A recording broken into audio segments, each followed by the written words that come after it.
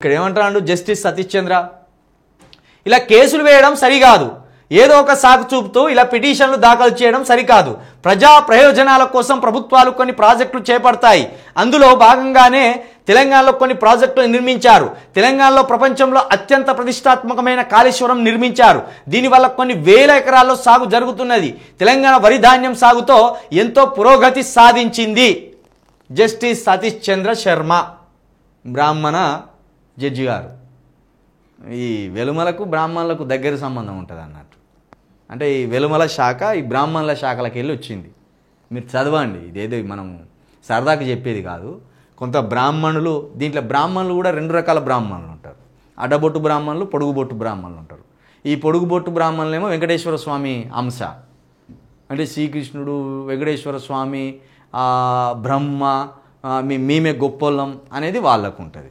కాబట్టి మరి శ్రీ వైష్ణవులు అన్నారు కదా చిన్నజీఆర్ స్వామి, కేసీఆర్ మన శ్రీ వైష్ణవుడు, ఆయన శంకరుని మొక్కడు, ఆయన ఏంటిది శైవుడు కాదు మన శ్రీ వైష్ణవుడు అని గొప్పగా చెప్పిండు కదా. అంటే శైవులకు వైష్ణవులకు పడదని దీని ద్వారా ఆయన వెలగక్కిండు. అయితే ఇప్పుడు జస్టిస్ శరత్ చంద్ర శర్మ అంటే ఆల్రెడీ మనకు అర్థమైపోయింది, బ్రాహ్మణ జడ్జి గారు. మరి ఎవరికి అనుకూలంగా ఇచ్చిందో చూడాలి. ఉంటాయి, అబ్బో వీళ్ళది వర్గ సంబంధాలు ఉంటాయి, వర్గ ప్రేమ ఉంటుంది. ఒక ముస్లిం కనబడంగానే, ఒక టోపీ కనగానే ఒక ముస్లిం వెలిగిపోతుంది ముఖం, మన ముస్లిం కనబడ్డాడని. ఇక నువ్వు 100 మంది ఉన్నా ఈ ముస్లిం ఆ ముస్లిం ముచ్చట్లు పెట్టుకుంటారు పక్కకు పోయి. అట్లనే ఆధిపత్య కులాలు కూడా వాళ్ళకి ఎన్ని విభేదాలున్నా, ఎన్ని రకాల లొసుకులున్నా వాళ్ళని కాపాడుకోవడంలో మాత్రం వాళ్ళు కొంత ముందుంటారు. వీటిని విచారించాల్సిన పని లేదు.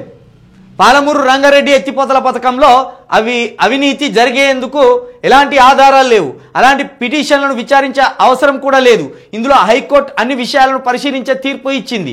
మళ్ళీ అందులో జోక్యం చేసుకునే అవసరం లేదు. ఈ అంశంపై కేంద్ర విజిలెన్స్ కమిషన్ ఇచ్చిన నివేదిక కూడా చాలా విషయాలపై స్పష్టతనిచ్చింది.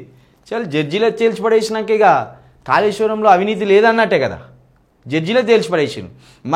నేను కాంగ్రెస్ కొత్తలో వచ్చినాక ఒక ప్రశ్న అడిగిన, ప్రాజెక్టు కట్టే ముందు ప్రాజెక్టుకు సంబంధించిన డిపిఆర్ ఉంటుంది కదా, ప్రాజెక్ట్ డీటెయిల్డ్ రిపోర్ట్ అని ఉంటుంది కదా, దాన్ని కేంద్రం ఎట్లా ఆమోదించింది? అప్పుడు కేంద్రం ఎట్లా ఆమోదించింది దాన్ని? కేంద్ర జలశక్తి శాఖ ఎట్లా ఆమోదించింది? వాళ్ళు అన్ని సంతకాలు పెట్టినాకనే కదా ఇక్కడ పునాదులు తీసింది. అంటే ఖచ్చితంగా దీంట్లో బీజేపీ పాత్ర కూడా ఉంటుంది ఒకవేళ అవినీతి జరిగితే. ఎందుకంటే కేంద్ర జలశక్తి శాఖ మంత్రి కూడా దాన్ని అప్పుడు అబ్జెక్షన్ చేయలేదంటే దాంట్లో ఏ లొసుగులు లేవు. ఒకవేళ కట్టినాక మాల్ కలిపే దగ్గర క్వాలిటీ విషయంలో ఏమన్నా లొసుగులు ఉంటే కట్టిన తర్వాత క్వాలిటీ చెక్ చేయాలి. మరి ఆ క్వాలిటీ కట్టినాక కూడా వాళ్ళు చెక్ చేయలే. మొత్తానికి ఇప్పుడు జడ్జిలేమో తేల్చిపడేసింది. అసలు ఈ విచారణ వృధా, హైకోర్టే చెప్పింది, మళ్ళీ హైకోర్టు చెప్పినాక మా సమయం వృధా చేసానికి ఇక్కడికి ఎందుకు పట్టుకొచ్చిందని రేవంత్ రెడ్డి గారికి మరి ఇప్పుడు దారి లేదు, గమ్యం మూసుకపోయినట్టేగా రేవంత్ రెడ్డి గారు.